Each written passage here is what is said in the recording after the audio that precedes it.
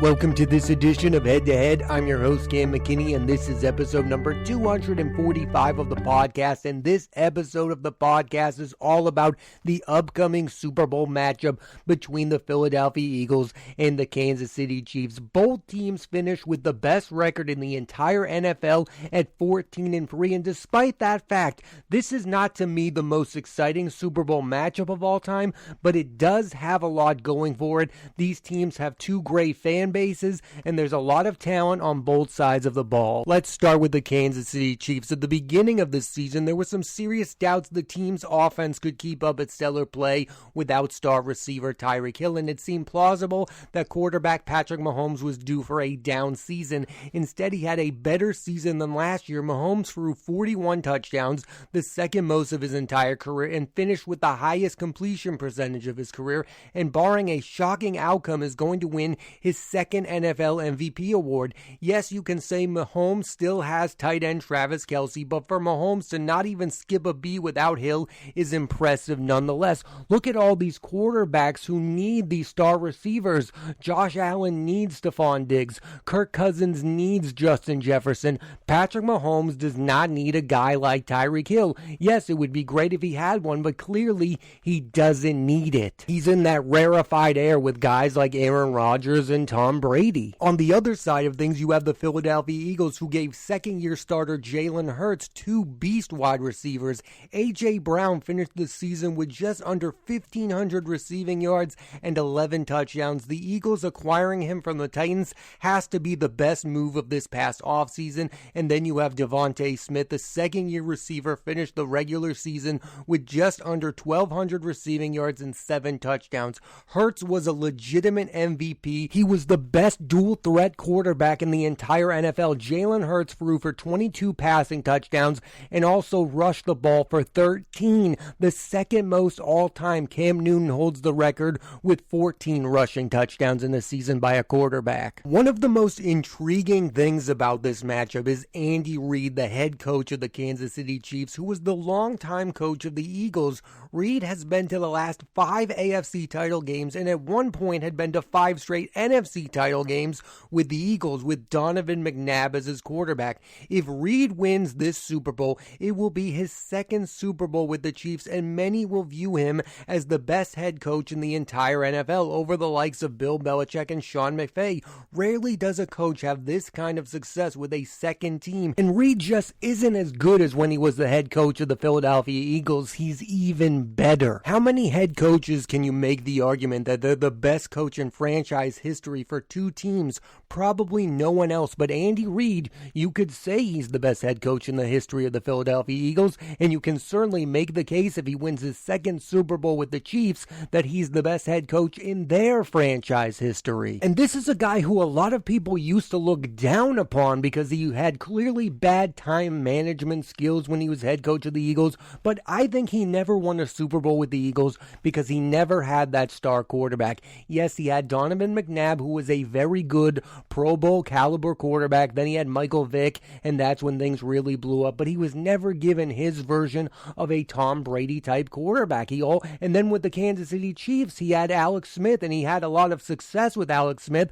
but he was never going to win the Super Bowl with Alex Smith. Then he got his franchise quarterback in Patrick Mahomes, and he's having that success that other great head coaches have had with great quarterbacks. You can be a great head coach without having a great quarterback, but in most cases, the great head coaches are the ones who won with great quarterbacks. I also think Andy Reid is one of the few NFL head coaches who could still have success while losing a guy like Tyreek Hill. He's been through this before. He lost T.O. after that Super Bowl. T.O. was suspended. The Eagles were still one of the better teams in the entire NFL. He is one of the best offensive coaches in the history of football. So what exactly would winning this Super Bowl mean to this Kansas City Chiefs teams as a whole? Well, it would be Patrick Mahomes' second Super Bowl. And I believe if they won this Super Bowl, we would start talking about them like they are close to being a dynasty. I mean, 5 AFC title games in a row, 2 Super Bowls to show for. We would start to have that dynasty talk. We would start to say,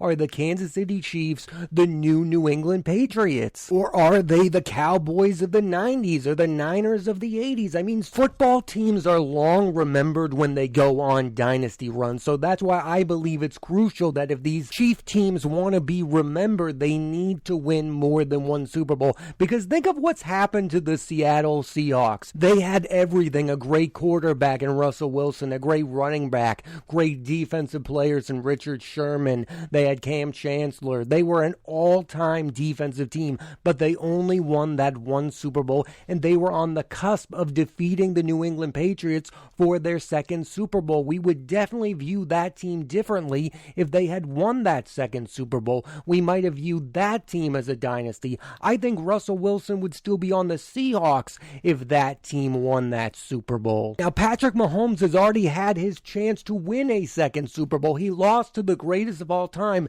That's fine. You lost to Tom Brady. That's excusable. But you cannot lose to Jalen Hurts and the Philadelphia Eagles if you want to be considered one of the greatest quarterbacks of all time. I know that sounds harsh. The game hasn't been played yet. I don't know how they're going to win. But Patrick Mahomes cannot lose to the Philadelphia Eagles. He needs to win every Super Bowl he gets into if he wants to be considered one of the greats. Like if you want to be in the discussion of the top 10 or dare I say top 5 quarterbacks of all time, I think we've come to the conclusion that you need to have won multiple Super Bowl titles. I think it's what's keeping Aaron Rodgers from being on many people's list of the greatest of all time. I think the people in the discussion are Joe Montana, Tom Brady, John Elway. I mean, you know the list. Tom Brady is the greatest of all time, but the other people in the discussion are the other multiple Super Bowl winning quarterbacks. And if Patrick Mahomes wants to be viewed in that realm, it's not going to be the stats that are going to get him there. It's not going to be the MVPs. It's going to be the Super Bowl titles. And I think if he plays a crucial role in a team winning their second Super Bowl, he almost immediately goes higher than a guy like Peyton Manning. Because while Peyton Manning does have a second Super Bowl title, many view him as a small part in that second Denver Broncos team that won the Super Bowl. Like he was not a big part in that team winning a Super Bowl. He was a massive part in the Colts winning their Super Bowl, but when the Broncos won, Peyton Manning was not the X factor.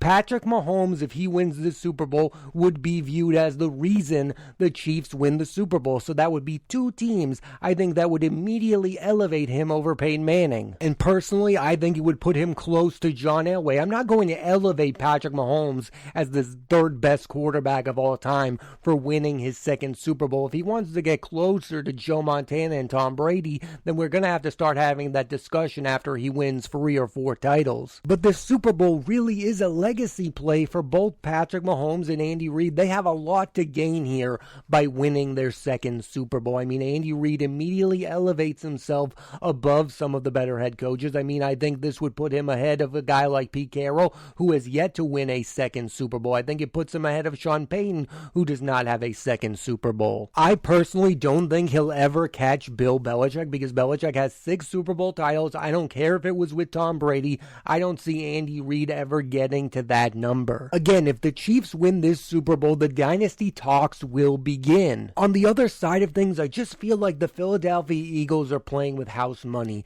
There's not a whole lot of expectations there. Nobody expected them to make it all the way to the Super Bowl at the beginning of this season. They've already overachieved. I feel like this would be a bonus, but clearly you might never get back to another Super Bowl. So at the same time, yes, absolutely, you would love to see Jalen Hurts win that Super Bowl. Take advantage of your young quarterback on a semi-payable contract. This reminds me of when Jared Goff went up against Tom Brady in that Super Bowl and Brady ended up winning. Like, that was all about Tom Brady's legacy. Jared Goff got there and that was enough. I feel like Jalen Hurts even being in the Super Bowl over a guy like Dak Prescott is the victory. Over a guy like Aaron Rodgers is the victory. He's already cemented himself as an NFL caliber starter. He's clearly the franchise quarterback of the Eagles moving forward, and I think winning the Super Bowl would be icing on the cake. It's not crucial for him to win the Super Bowl at this moment.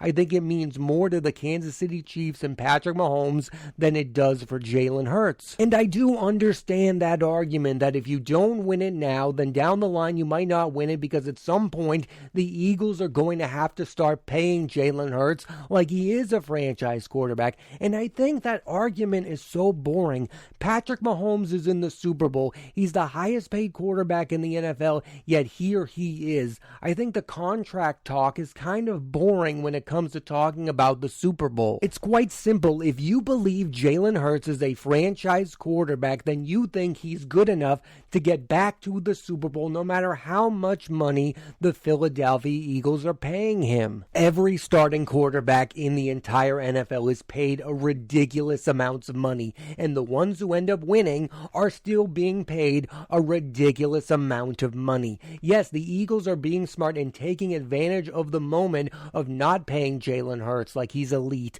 but even when he is going to be paid like that, I would assume he's still going to have lots and lots of success. We've seen this play out the last few times, the veteran quarterback who goes up against the younger quarterback. Last year we saw with Matthew Stafford against Joe Burrow.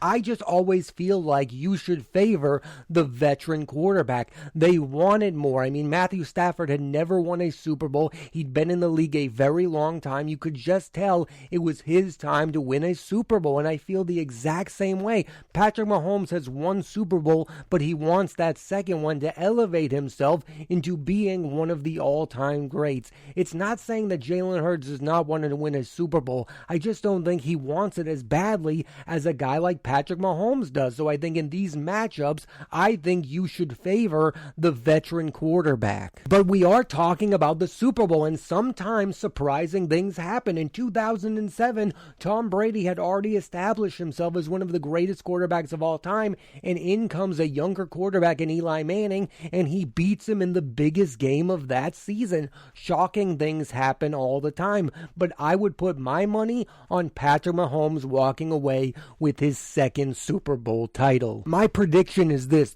Super Bowl is going to end up being a high-scoring affair. These are elite offenses that don't have very good defenses to back them up. Like, I just don't think the Chiefs are a very good defensive team, and the Eagles are not that impressive on defense. It's going to be all about the offensive side of the ball, and I just think that Patrick Mahomes is going to be the one who walks away with the victory. But I do expect Jalen Hurts, A.J. Brown, and Devontae Smith to all put up massive numbers in this game. The Chiefs are not good enough to shut down an offense like the Philadelphia Eagles. And it's not always as simple as this, but let's just look at it. The Chiefs are the ones with the better quarterback in Patrick Mahomes, and they have the far better head coach in Andy Reid. Sometimes it should be that simple. If they don't end up winning this Super Bowl, something went wrong with one of those two things. Either Patrick Mahomes did not have a good game, or Andy Reid did not do a good job. The Kansas City Chiefs should definitely be the ones who win this Super Bowl. I just cannot imagine Patrick Mahomes losing his second straight Super Bowl. Again,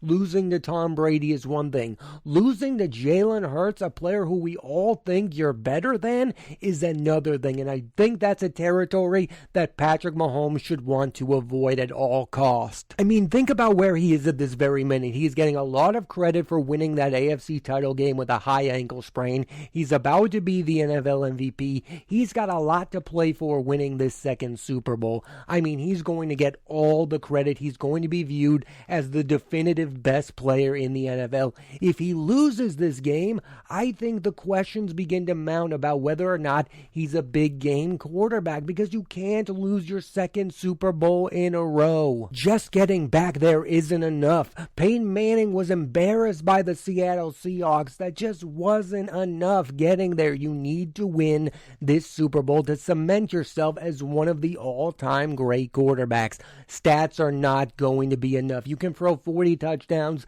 the next 8 seasons in a row. If you don't win another Super Bowl in that time span, I'm sorry to say, none of it will matter. The quarterback position is rated on winning and winning alone. Think about Dan Marino. He's one of the all-time greats. If you look at the stats, nobody mentions him in the same realm as Joe Montana or Tom Brady or even John Elway, because he didn't win a Super Bowl. Now, Patrick Mahomes has a Super Bowl title, but again, to elevate himself to that list, he needs to win 2 to 3 more. I view Mahomes as somebody who is chasing not being the best quarterback of this era, because I think he already is that. I put him ahead of Joe Burrow. I put him ahead of Josh Allen. At this moment, he's clearly better than those two. I don't see those two ever getting to his level of play.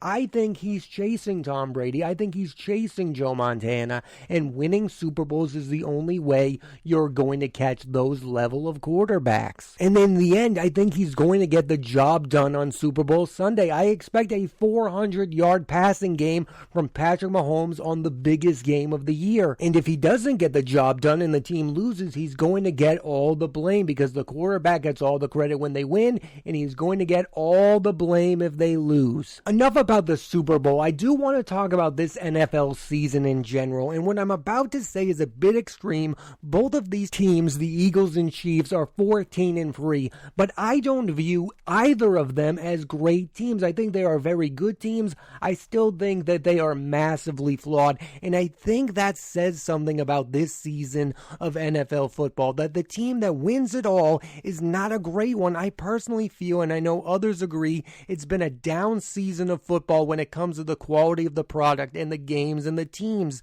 themselves, and I'm surprised no one is bringing this up. But the sport going from 16 to 17 games has to be a factor here. I felt very good about the sport of football at the end of last season. I thought last year went well. I thought there were some very good teams. I think the Rams were clearly the best team in the NFL. Matthew Stafford was on a mission. That team was stacked. They had the best receiver in all of football in Cooper Kupp. I felt like that was a great team. Now here we are, and there hasn't been a lot of great football this year, and I don't view these teams as great. I think Patrick Mahomes is clearly a Super Bowl caliber winning quarterback. I just don't look at this Chiefs roster and go, wow, I am watching an all-time team the way I used to watch the New England Patriots or the way I used to watch those Seattle Seahawks teams that won that Super Bowl. You looked at that team and you went, wow, I'm watching an all-time great team.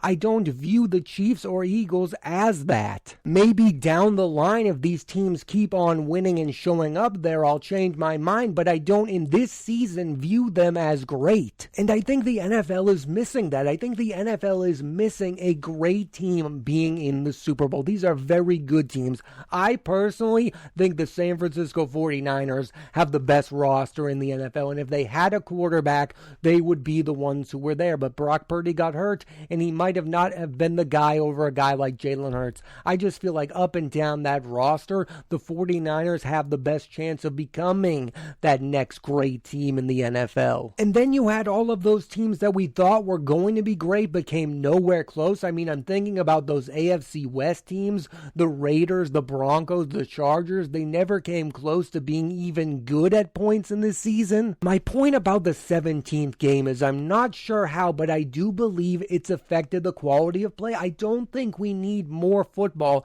I think we need less. The Thursday night football games have become unwatchable. Al Michaels is clearly not even interested in calling them anymore. My personal opinion is the more games you add to the season, the more you affect the product. And I don't know how the 17th game has affected the product, but clearly it has, because the product is not very good right now. And I thought it was at a great place at the end of last season. It felt like the Rams were going to continue to be a great team. It felt like the Bengals, they got close, were going to continue to be a great team. But even those teams, the Rams were awful, and the Bengals looked bad at times. I know they got all the way to the AFC title game, but they only barely got their act together to get there in the first place. And I thought the Bills were going to be there. Something went wrong with all of these teams, and I think too much football might be the problem. And not to mention the inclusion of new playoff teams. I mean, now every season you are guaranteeing almost bad teams making the playoffs. It's one thing for the Jaguars to make the postseason because they won their division. It's a whole nother thing for these wildcard teams to barely have winning records. Like, it's just not good for the game of football. I feel like when it comes to football, less is more, and I feel like in the coming years, they're probably going to add an 18th game to the schedule. I don't think that's going to work out. I think it's bad for the sport of football.